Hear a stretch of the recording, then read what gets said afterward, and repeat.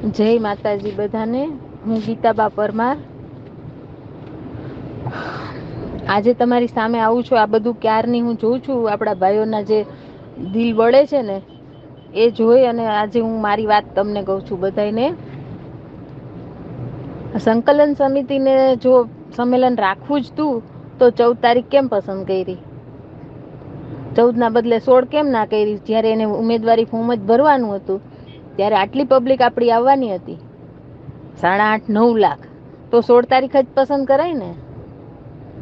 તો આ બધું નાટક છે સંકલન સમિતિનું. અને સંકલન સમિતિ છે એ ભાજપની બી ટીમ છે.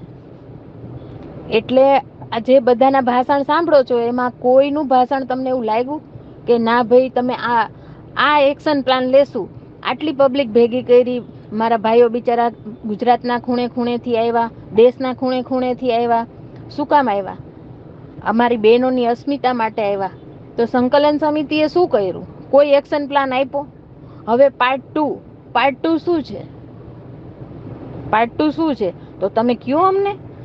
અને આટલી બધી પબ્લિક ભેગી થઈ હતી, 8.5 લાખ પબ્લિક ભેગી થઈ હતી, ત્યારે એમણે કીધું નહીં કે હવે શું કરવાનું છે. તો હવે પાછી બીજી વાર એ લોકો પબ્લિક ભેગી કરીને પછી કહેશે કે શું કરવાનું છે.